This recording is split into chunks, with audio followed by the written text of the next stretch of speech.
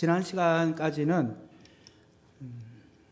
성경의 땅, 이제 이스라엘 지명에 대해서 2주간 연속으로 함께 살펴보았고요.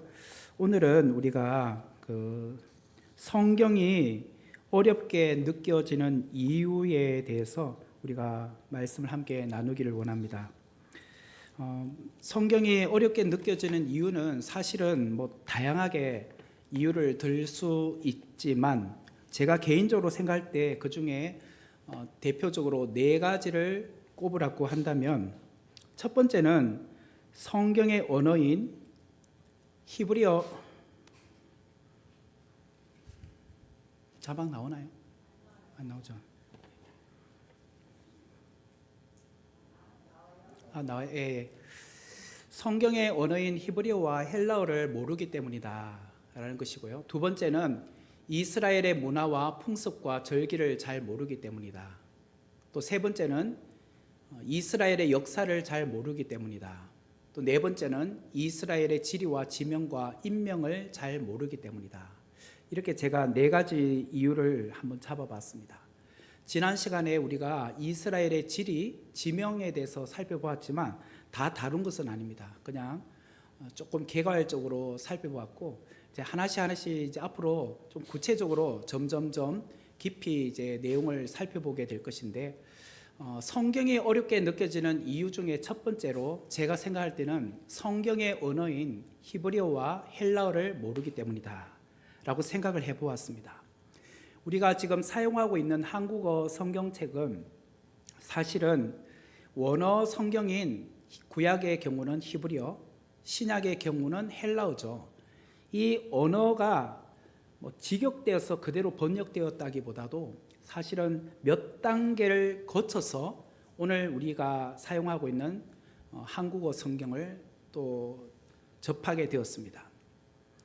1800년대 후반에 우리나라에 이제 성경책이 번역될 때 사실은 무슨 성경책을 가지고 우리 한국어로 번역을 했느냐면 중국어 성경을 가지고 번역을 했습니다. 그 당시에는 한자 문화였기 때문에 그렇게 했겠죠. 근데 또 거슬러서 중국어 성경은 어디서 번역을 했냐면 영어 성경을 가지고 번역을 했습니다. 그러니까 히브리어, 헬라어를 원어를 알고 있는 그런 선교사들이면 더 좋겠지만 그렇지 못하면 급하게 번역을 해야 되니까 그런 과정을 거쳤죠. 그리고 또 영어 성경은 거슬러 올라가면 라틴어 통해서 번역이 되었고, 또 라틴어는 결국은 이제 헬라어나 히브리어 성경을 가지고 이렇게 단계가 흘러왔다라는 것이에요.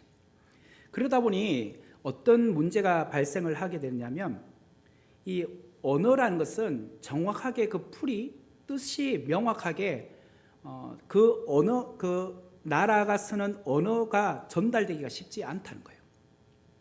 그러다 보니 어떤 경우에는 의역이나 또 어떤 내용의 번역상 누락이 되는 경우도 있었다라는 것이에요.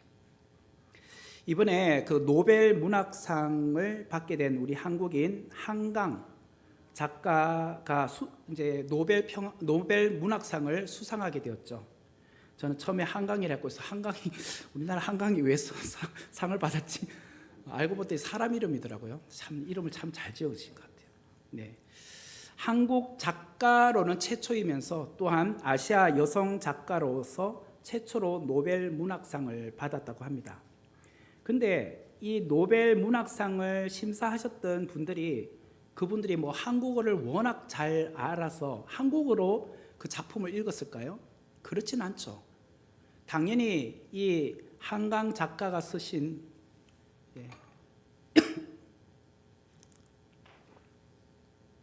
작품이 일단은 기본적으로 모든 사람들이 읽을 수 있는 영어로 번역이 되었을 겁니다. 그래서 아이고 죄송합니다.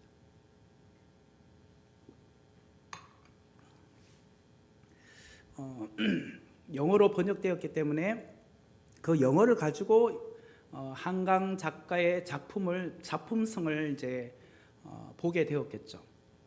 근데 여러분들 잘 아시다시피 한국어가 영어로 번역될 때 그 모든 그 작가의 의중이 그대로 영어에 담아지기는 쉽지 않을 거 아닙니까? 최대한 그것을 잘 번역을 해야지 어느 정도 그 내용을 담아낼 수 있겠죠. 그러니까 그 한 나라의 언어가 다른 나라 언어로 번역되는 과정에는 그만큼의 어떤 뜻이 명확하게 의미가 전달되기가 쉽지 않다라는 것입니다. 우리나라도 고대에 보면은 그 고시가 있었지 않습니까? 오원절구, 칠원절구, 뭐 오원율시 뭐 이런 게 있더라고요. 그 오원절구 같은 경우는 무엇이냐면 한자가 한 줄에 5단어가 나온다는 거예요. 그것이 4줄입니다. 5단어 4줄이면 총 20개의 한자가 나오는 거죠. 그 중에 두 번째 줄의 끝자 그리고 네 번째 줄의 끝자가 음이 같아야 되는 거예요. 이것이 오원절구라고 합니다. 칠원절구 같은 경우는 이것이 7줄이 되는 거예요. 한 줄에 7개가 나온 거죠. 7개가 나오고 7개의 한자가 나오고 이것은 4줄이에요. 7, 4, 28. 그 중에 첫 번째, 두 번째, 마지막 네 번째 음이 똑같아야 된다는 거예요. 이것이 칠원절구라고 합니다. 그러니까 우리가 그 한자나 그런 것을 배경을 알고 읽으면 이것은 운율을 맞췄구나 라는 것을 알 수 있잖아요. 근데 과연 이것을 영어로 번역했다고 합시다. 그러면 마지막에 운을 맞출 수 있을까요? 어렵단 말이에요. 그러니까 정확한 이런 묘미가 있었다는 것을 우리가 밝혀내기가 힘든 것처럼 히브리어로 기록된 이 시편의 경우는 그 내용을 보면 굉장히 묘미가 있어요. 특별히 여러분 잘 아시는 시편 119편은 전체 몇 절까지 나오냐면 176절까지 나옵니다. 그래서 성경에서 절수가 제일 많은 그 장이 어디냐 하면 이제 퀴즈가 나오면 시편 119편이라고 하시면 됩니다. 시편 119편은 절수가 176절까지 나오거든요. 그 읽다가 지칩니다. 저 같은 경우는 오늘 하루 만에 다 못 읽어요. 내일 좀 읽어야지 반반 나누든지 그렇긴데 그러면 176절이 어떤 의미가 있느냐면 히브리어 자음이 총 22개예요. 예를 들자면 영어 알파벳이 있잖아요. A, B, C, D부터 Z까지. 이 순서가 히브리어로는 자음이 총 22개란 말이에요. 우리로 말하면 기역, 니은, 디귿, 리을 이 자음이죠. 이게 22개인데 이것을 8절씩 나눈 것이 시편 119편이에요. 그래서 22 곱하기 8하면 176이 나옵니다. 그러니까 8절씩 나눈 거죠.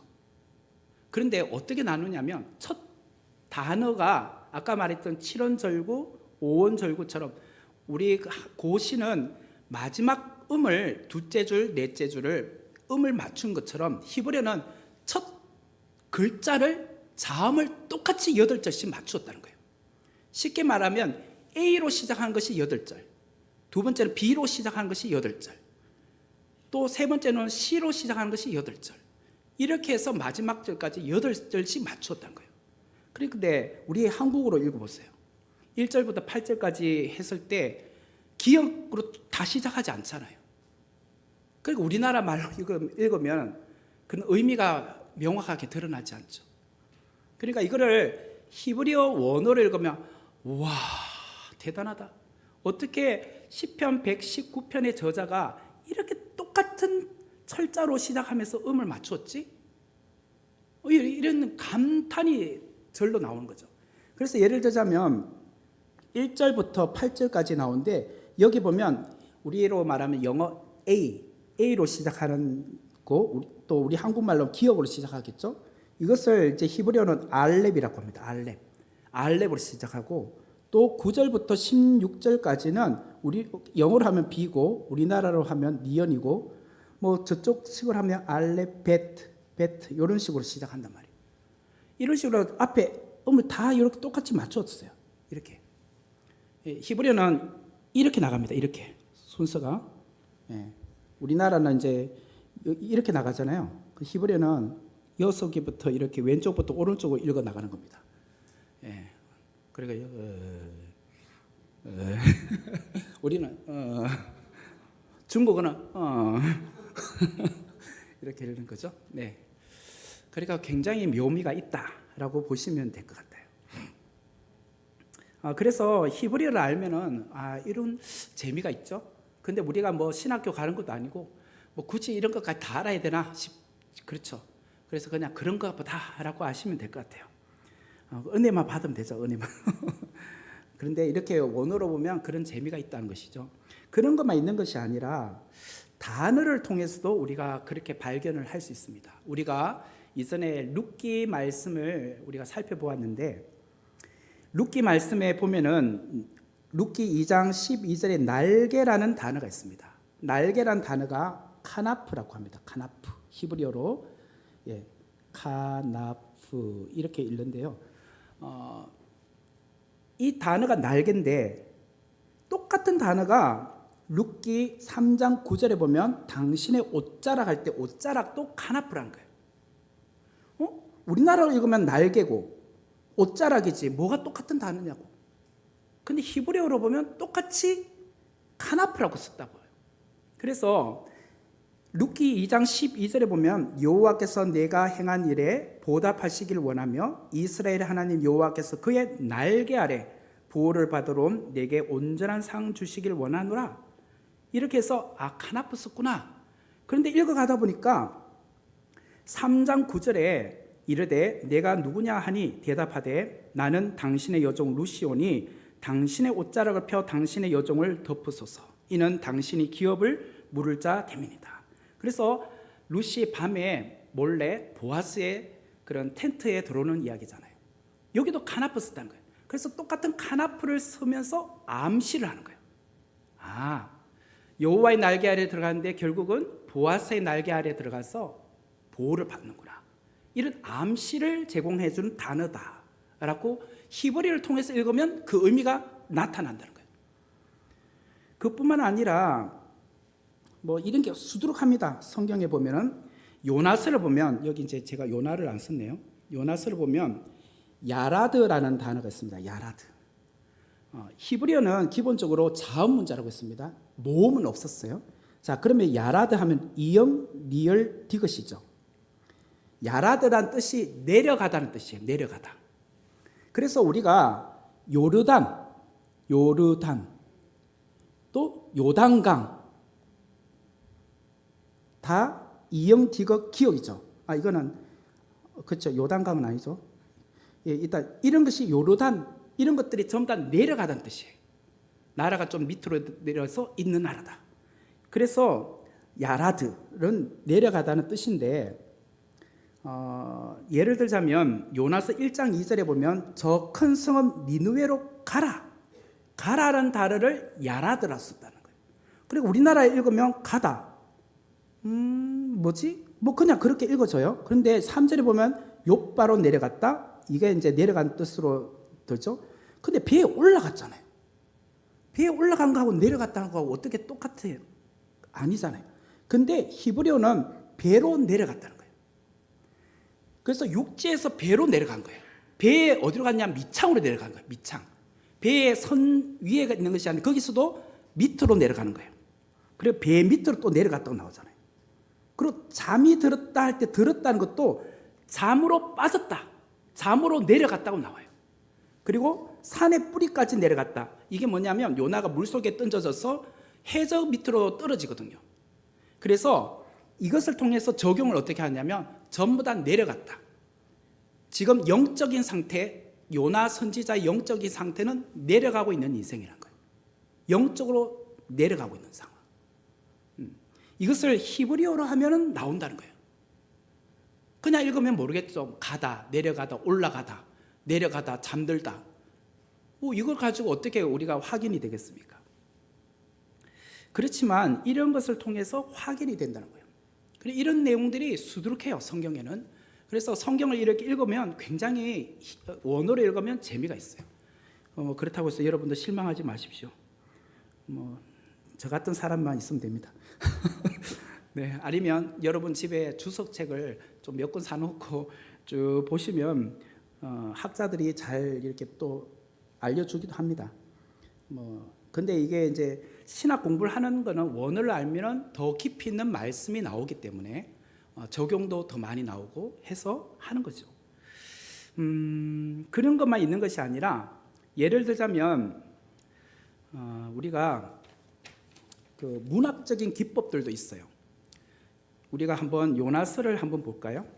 성경책을 혹시 갖고 계시는 분들은 요나서 1장과 3장을 서로 비교하면서 제가 한번 보도록 하겠습니다. 요나서는 1287페이지 있네요.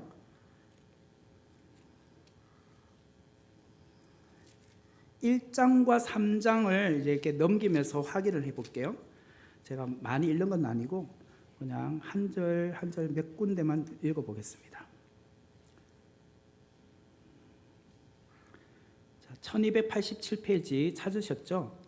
예, 1절을 보면은 요나서 1장 1절에 여호와의 말씀이 아미떼 아들 요나에게 임하니라 이르시되, 여호와의 말씀이 요나에게 임했다고 나오죠. 3장 1절에 보면 여호와의 말씀이 두 번째로 요나에게 임하니라. 그래서 똑같이 1절이 병행을 이루고 있죠. 또 1장 2절에 보면 너는 일어나 저 큰 성읍 니느웨로 가서 그것을 향하여 외치라. 요나에게 일어나서 외치라고 했죠. 니느웨로 가서 외치라. 3장 2절에 보면 너는 또 일어나 저 큰 성읍 니느웨로 가서 내가 내게 말한 대로 선포하라. 선포하란 말이 외치란 뜻이에요. 똑같은 히브리어 단어를 쓰고 있어요. 그리고 1장 4절에 보면은 여호와께서 큰 바람을 바다 위에 내리셨다. 큰 바람, 폭풍을 내리셨죠. 근데 4절에 보면은 3장 4절에 보면은 요나가 그 성읍에 들어가서 하루 동안 다니며 외쳐 이르되, 뭐 여기는 조금 다르지만 자 1장 5절에 보면 사공들이 두려워하여 각각 자기 신을 불렀다고 나왔죠. 근데 3장 5절에 보면 니느웨 사람들이 하나님을 믿고 금식을 선포하고 결국은 하나님께 불렀다는 거예요. 1장 5절은 사공들이 자기 신들을 불렀다면 3장 5절은 니느웨 백성들이 하나님께 부르짖었다는 거예요. 이런 식으로 비교하면서 계속 나와요. 그래 이런 것들도 있다는 거예요. 또 어떤 경우는 1절과 마지막 절이 서로 이렇게 병행을 이루면서 점점 2절과 또 그 밑에서 두 번째 줄 이런 식으로 이렇게 내려오다가 이렇게 펴지고 이런 이제 기법들이 있다는 거예요. 그래서 그런 것이 이제 참고로 보실 수가 있어요.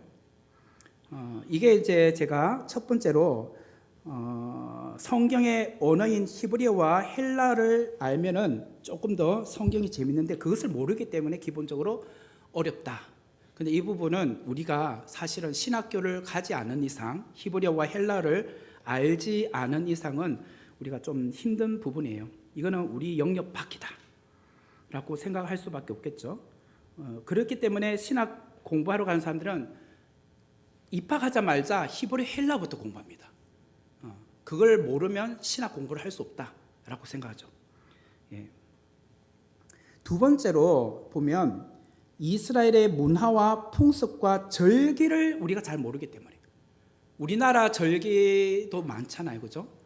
그런 뭐 예를 들자면 뭐 절기가 있다면 우리가 예를 들자면 우리나라 명절이 설이 있다, 추석이 있다, 대보름이 있다, 그 다음에 한식이 있다, 단오가 있다, 동지가 있다. 이런 이제 절기들이 있어요.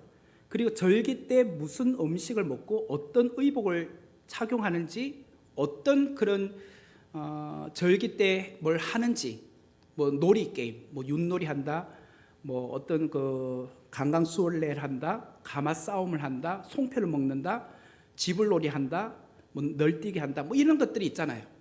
근데 이게 우리나라 사람들은 그런 풍습이니까 알지만 외국 사람들의 경우는 모르잖아요.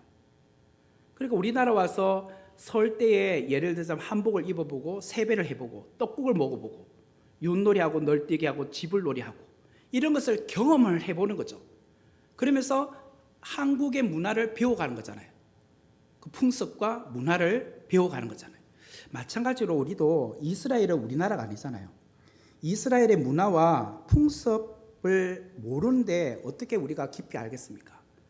이 문화와 풍습은 결국은 이렇게 기후하고 관련이 있고 그것이 이어온 어떤 그 나라의 그 문화이기 때문에 거기서 또 절기들이 나온단 말이에요.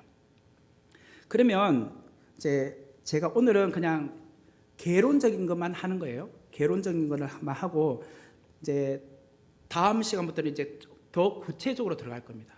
들어가서 이제 뭐 역사는 어떻게 돼 있고 그 다음에 풍습은 뭐고 기후는 뭐고 절기는 뭐고 뭐 이런 식으로 할 거예요. 히브리하고 헬라는 안 할 거예요. 히브리하고 헬라 하면 머리 아프시니까. 네네.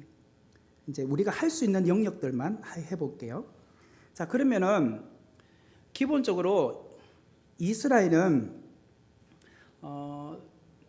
계절을 봄, 여름, 왜 넘어갈까요? 제가 안 그랬는데. 계절을 아유 주여. 주여. 큰일 났네. 멈춰. 일단 놔둬봅시다.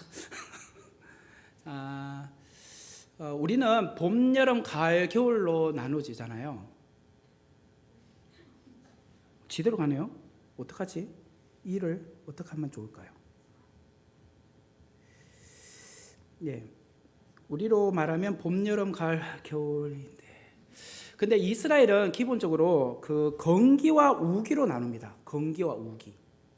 예, 건기와 우기로 나누는데, 자, 그러면은 건기는 무엇이냐면 4월부터 9월까지가 건기고, 그 다음에 우기란 것은 10월부터 3월까지가 우기입니다. 제가 그냥 여기다 쓸게요. 백질 나왔으니까 이거 쓰라는 뜻 같아요. 예, 건기와 우기로 나눠요. 봄, 여름, 가을, 겨울이 있긴 하지만 그것이 뚜렷하지 않고 오히려 이스라엘은 건기와 우기로 나누는 것이 더 좋다. 그래서 건기는 4월부터 9월이고 우기는 10월부터 3월입니다. 그래서 우기에 10월 초에 내리는 비를 무슨 비라고 하느냐면 이른비라고 합니다. 이른비. 일찍 내리는 비. 그래서 우리랑 조금 다른데요. 우리는 봄철에 한 4월, 5월경에 모를 심잖아요. 모내기 하잖아요. 그리고 10월쯤에 이제 벼를 이렇게 추수하잖아요. 근데 이스라엘은 비가 오는 계절인 우기 때 보리와 밀을 심어요. 그러니까 보리와 밀을 심을 때 비가 좀 많이 와야 돼요. 그래서 10월 달에 이른비가 내려야 됩니다. 그리고 3월 말이나 4월 초까지인데 이때는 비가 또 충분히 내려야 돼요. 추수를 하려면 이 비를 늦은 비라고 합니다. 그래서 10월 초에 내리는 비를 이른 비, 그리고 3월 말이나 4월 초에 내리는 비를 늦은 비라고 합니다. 예, 이런 개념이 있고, 그리고 10월부터 3월까지는 비가 좀 많이 내린다라고 보시면 돼요. 그러면 건기와 우기로 나누어서 이스라엘은 절기들이 있습니다. 여기 이제 건기의 절기는 6월절이 있고, 그 다음에 무교절이 있습니다. 그리고 초실절이 있습니다. 그리고 칠칠절이 있습니다. 그리고 오순절이 있습니다. 이렇게 건기 때 있는 절기를 이제 5가지죠. 6월절, 무교절, 초실절, 칠칠절, 오순절. 그리고 우기 때 계절이 절기가 무엇이냐면 나팔절, 그 다음에 대속제일, 그 다음에 초막절, 그 다음에 수전절, 그 다음에 불임절, 이렇게 절기가 있습니다. 이 정도는 조금 아셔야 될 것 같아요. 자. 이 중에 우리가 지금 보면은 유월절, 무교절, 초실절이 거의 같은 달이 있습니다. 그리고 나팔절, 대속제일, 초막절이 또 같은 달이 있습니다. 그래서 이게 유월절은 주로 4월경에 있고요. 그다음 나팔절, 대속제일, 초막절은 주로 10월경에 있습니다. 그래서 우리가 이스라엘을 방문한다, 성지순례 간다고 할 때 어느 계절에 가면 예루살렘에 가서 많은 것을 볼 수 있느냐면 4월이나 10월에 가면 이런 절기들에 관련된 행사들을 볼 수 있어요. 4월달 같은 경우는 좋은 점이 뭐냐면 유월절, 무교절, 초실절에 예수님의 십자가의 고난과 부활과 관련된 절기 그 사이에 다 들어가 있었기 때문에 예수님의 순환과 관련해서 종파들별로 하는 그런 행사들도 볼 수 있고, 그때는 참 예루살렘이 참 붐벼요. 그런 걸 볼 수 있고, 10월경에 가면 초막절이라는 것이 장막절이잖아요. 텐트 생활 한다는 거잖아요. 그래서 각각 마당에다 텐트 쳐놓고 하는 거, 그 다음에 뭐 대속제일이라는 건 알죠? 아사셀 염소 잡고 뭐 하는 거 나오죠. 그런 것들 관련된 것을 볼 수 있는 절기이기 때문에 그래요. 자, 그러면은 제가 조금 더 구체적으로 말씀을 드리면 지금 이게 안 넘어가기를 바라면서 보도록 하겠습니다. 출애굽기 12장 18절 보면은 첫째 달, 여기서 첫째 달이란 것은 유월절을 기점으로 해서 첫째 달이라고 합니다. 유월절을 출애굽한 것을 첫째 달로 보거든요. 이스라엘은 출애굽했을 때를 첫째 달로 봐요. 이것이 유월절이죠. 어린 양을 잡고 그 다음날 출애굽했으니까 이것을 이스라엘은 니산월이라고 합니다. 니산월.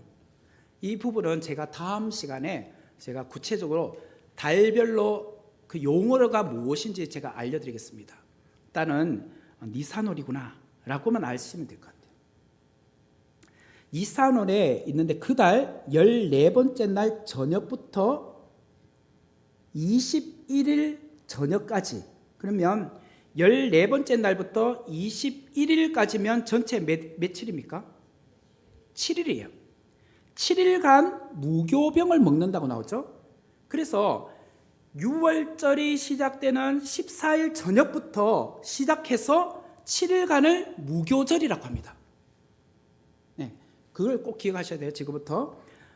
첫째 달은 니산월이라고 하는데, 니산월은 유월절, 그거는 이제 유월절은 조금 이따 설명드릴게요. 그날 14번째 날이에요. 14번째 날. 자, 그래서 제가 말씀드린 거는 14일이라고 하면 안 됩니다.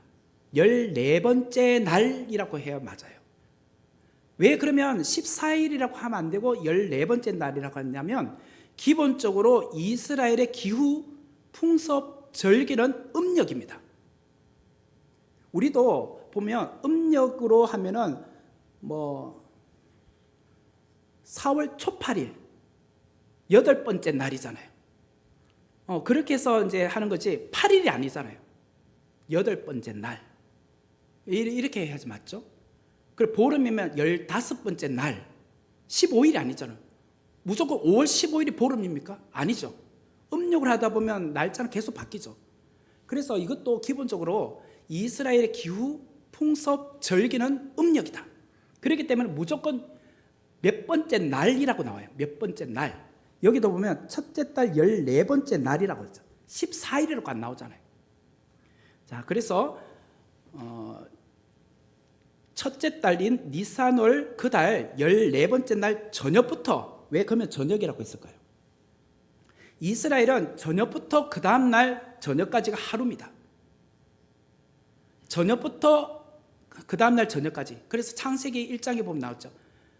저녁이 되면 아침이 되는, 이는 첫째 날이에요. 아침이 되고 저녁이 되니 첫째 날이 아니라 저녁이 되면 아침이 되니. 그래서 오후 6시부터가 그 다음 날로 들어가는 겁니다. 오후 6시부터, 그러니까 쉽게 말하면 금요일 저녁 6시부터가 안식일이 시작되는 거예요. 그리고 토요일 날 오후 6시 되면 안식일이 끝나는 거예요. 오늘 우리는 말하면 토요일 저녁부터가 주일이 시작되는 거예요. 네. 그래서 저녁부터예요. 그래서 21일 저녁까지 이렇게 해서 총 7일간이 무교병을 먹는다. 누룩을 넣지 않는 빵을 먹는다. 이것이 무교절이라고 합니다. 자, 그러면 첫째 달 14번째 날 여호와께서 지킬 것을 유월절이라고 지키라고 했죠. 유월절. 그래 쉽게 말하면 이거예요. 자, 유월절은 무엇이냐? 제가 다시 말하면 여기 이제 자, 유월절하고 무교절을 제가 구분해 드리겠습니다. 자, 여기 오늘 그 옆에 면에 보면은 그 좀 그림이 있죠. 자, 거기를 보면 제가 설명을 드릴게요. 건기에 보면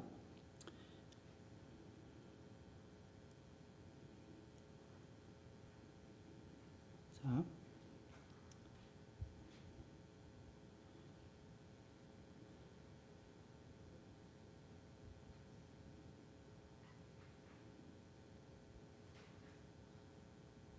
자, 21일까지 있는데, 자, 여기 보면은 14번째 날 저녁이에요. 저녁부터, 여기가 이제 저녁이에요. 저녁부터 자정까지. 14번째 날 저녁 6시부터 자정, 오후 6시부터 밤 12시까지가 이것만 6월절이에요. 그러니까 6시간만 6월절이에요. 그래서 다시 말하면 낮 시간, 이 낮 시간이죠. 이 낮 시간 뭘 할까요? 이 낮 시간은 양을 잡아요. 양을 잡고 각을 뜨고 고기를 구워야 돼요. 그리고 이 낮 시간 동안은 무교병을 만들어야 돼요. 빵을 굽는데 누룩을 넣지 않는 빵을 만들어요. 그리고 그날 저녁부터 그 양고기와 누룩을 넣지 않는 무교병을 먹어요. 그래서 14번째 날 저녁 6시부터 12시까지만 6월절이에요. 그런데 무교절은 어떻게 되냐면 여기서부터 또 저녁이 있겠죠. 이렇게 가죠. 첫째 날. 그리고 15일부터 16, 여기 17일 있으면 여기 저녁까지 둘째 날. 이렇게 해서 쭉 가다가 보니까 21일째 가입하면 7번째 날.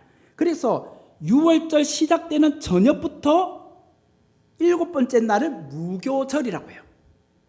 그러면 다시 말하면 6월절과 무교절 첫째 날은 겹쳐요. 단 6월절은 6시간만 지키는 거고 무교절은 이렇게 해서 24시간씩 가는 거예요. 그래서 어떤 분들이 이렇게 말해요. 6월절이 곧 무교절이 아니야? 그렇게 말하면 첫째 날 때문에 그렇게 말하는 거예요. 사실은 엄밀히 말하면 틀려요. 6월절은 6시간만, 14번째 날 저녁부터 자정까지만. 그래서 예수님이 여기 이제 다시 말하면 14번째 날이 그때 이제 예수님께서 십자가 달려 돌아가실 때 이 날이 목요일이었어요. 목요일 날 저녁에 제자들과 함께 마가의 다락방에서 식사를 해요. 그래서 성만찬하죠. 그리고 자정이 되었을 때 나오셨어요. 나오셔서 그 마가의 다락방이 다윗의 도성 아래쪽에 있어요. 거기서부터 어디로 갔느냐면 감람산으로 가요. 감람산 가려면 기드론 골짜기 지나가야 돼요. 서쪽으로 가면 동쪽이죠. 여기가 이제 마가의 다락방이에요. 그러면 여기가 골짜기 있어. 골짜기로 이렇게 기드론 골짜기 지나서 이렇게 산을 넘어가 이쪽에 언덕이 뭐죠? 감람산. 감람산 줄기에 겟세마네 동산이 있어요. 그 새벽에 도착한 거지. 새벽에 도착해서 거기서 하나님 앞에 간절하게 기도한 거죠. 이 산을 내게서 지나가게 해달라고. 그런 중에 새벽에 동이 틀 때쯤에 로마 병정들이 오는 거잖아요. 그때 가룟 유다가 그 대제사장과 그 로마 군인들을 데리고 오는 거잖아요. 예수님을 이제 잡으러. 그래서 신문 받는 거예요. 그리고 나서 예수님은 이 15일이죠. 오늘로 말하면 15일이고 일단 6월절 지났어. 무교절 첫째 날 아침에 새벽에 한 6시쯤에 골고다를 올라가서 오전 9시에 십자가에 달리신 거예요. 그러니까 무교절 첫째 날이 달리신 거예요. 6월절은 지났고, 그래서 예수님을 6월절의 어린 양이라고 하죠. 6월절의 어린 양은 6월절이 이미 지났지만 6월절의 어린 양이다. 그리고 오전 9시부터 오후 3시까지 십자가에 있었죠. 오후 3시에 운명을 하셨습니다. 그런데 보세요. 여기 15일째에 오후 3시에 운명을 하셨는데 오후 6시 되면 무슨 날이 뭐가 됩니까? 15일째 여기는 이제 금요일이죠. 그렇지. 금요일 저녁 6시부터 안식일이 시작되잖아요. 그래서 아리마대 요셉이 예수님의 시신을 안식일 때까지 이전에 내려야지, 안 내리면 안식일 동안 아무도 못 건드리잖아요. 그래서 빨리 빈 무덤인 내 무덤에다가 거기다 모셔드리겠다고 하는 거잖아요. 그래서 오후 3시에 운명하셨다고 확인하고 로마 군인들이 와서 옆에 있는 강도들은 무릎을 쳐보잖아요. 그래서 무릎을 꺾었지만 예수님은 이미 죽은 것을 알고 창으로 찔렀잖아요. 그래서 빨리 6시 전까지는 내려놔야 안식일이 시작되기 전이니까.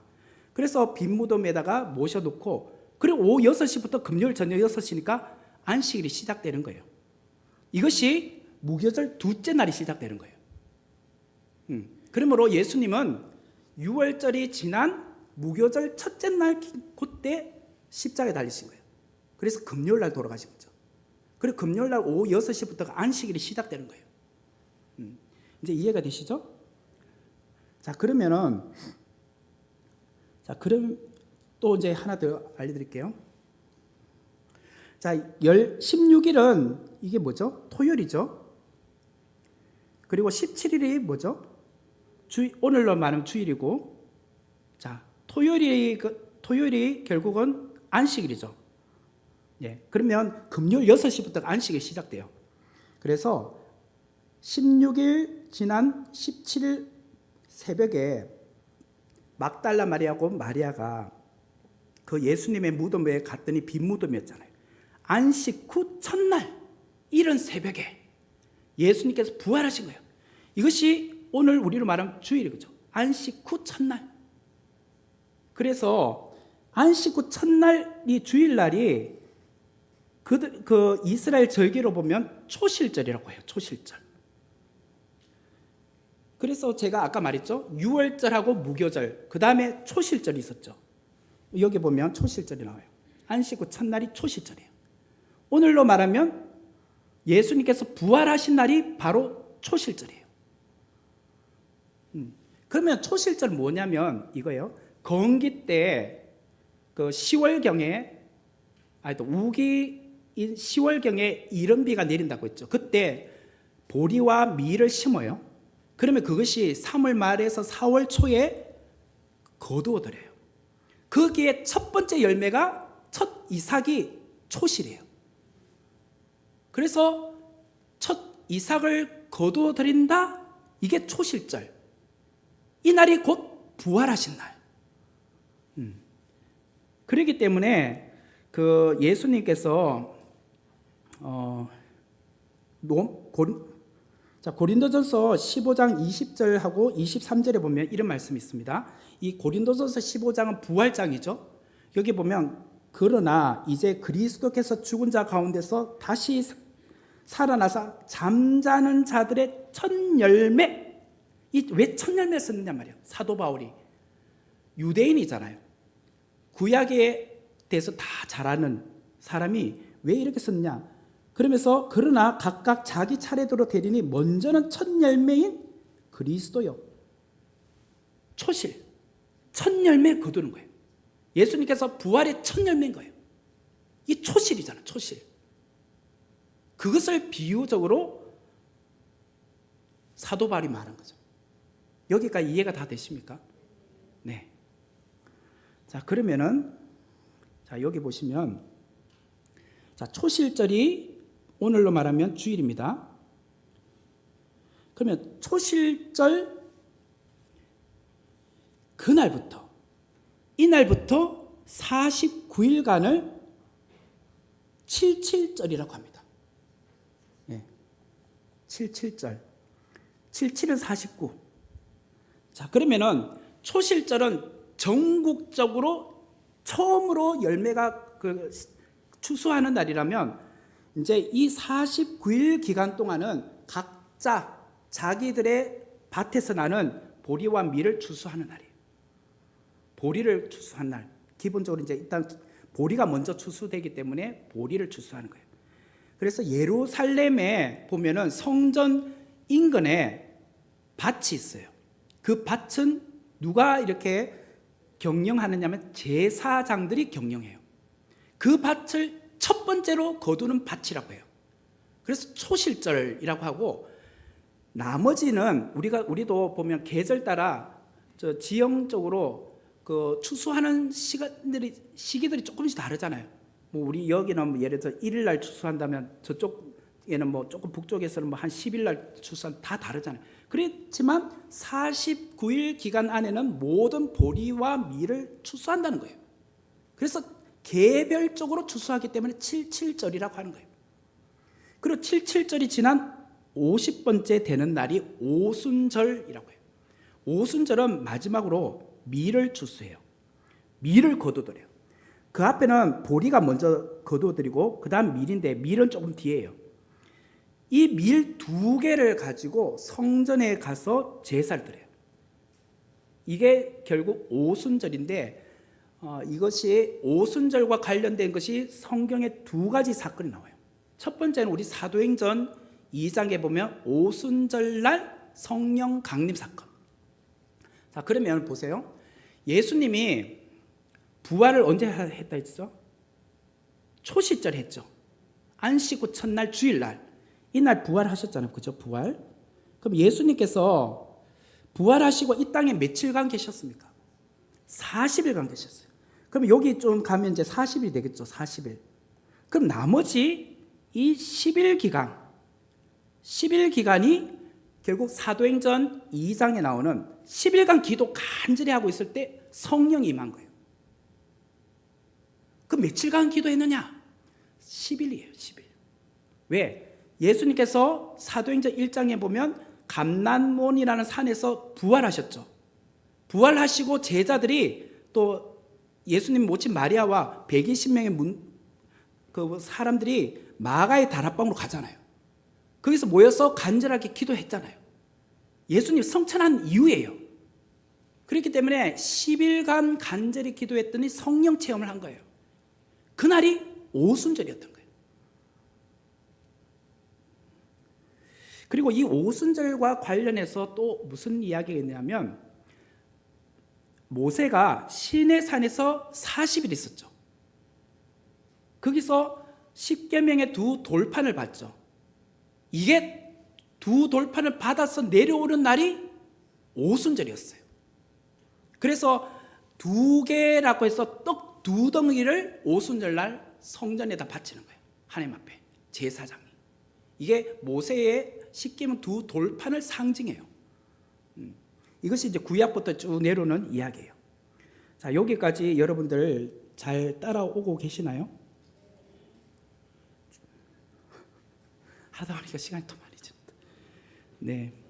그래서 이게 지금 건기에 관련된 지금 절기를 다 했습니다. 자, 1부만 정리해서 이제 정리하겠습니다. 6월절은 그 달 첫째 달로 하는데 니산월이라고 합니다. 14번째 날 저녁부터 자정까지 6시간이 6월절이다. 근데 6월절 시작되는 저녁이 곧 무교절 첫째 날이다. 무교절은 7일간 지킨다. 그리고 이 무교절 7일 안에 초실절이 또 들어가요. 왜? 7일 안에는 주일이 꼭 들어가 있잖아요. 그렇기 때문에 무교절하고 6월절하고 77절은요, 이 7일 안에 다 있어요. 6월절 먼저 나오죠. 그다음 무교절 시작하면서 그 사이에 주일이 온단 말이에요. 그러면 그것이 초실절이 돼요. 그리고 또 이 7일 안에는 초실절부터 49일간은 77절이 되니까 또 77절이 들어가는 거예요. 그래서 이 4가지 절기가 같이 있어요. 차이는 그런 차이지만 4가지 절기가 같이 있기 때문에 4월경에 이스라엘 가면 이 4가지 절기를 다 볼 수 있어요. 그 시기만 딱 잘 맞춰가면. 그래 나서 50일째 되니까 결국은 한 달 20일 정도 지난 시점에 오순절이 온다는 거예요. 이게 건기 기간에 있는 절기예요. 이스라엘의 절기. 이제 우기절기는 다음 시간에 살펴보겠습니다. 그리고 요 하나씩 내용은 이거 전체적인 개론을 하고 나서 하나씩 그 의미를 제가 살펴보도록 하겠습니다. 예, 기도하고 마치도록 할게요. 은혜로우신 하나님 감사합니다. 또 이 귀한 밤 저희들이 하나님 말씀을 함께 배우며 또 그 의미를 함께 나누었습니다. 또 이 말씀을 통하여서 우리의 성경을 보는 안목이 더 넓어지고 깊어지기를 원합니다.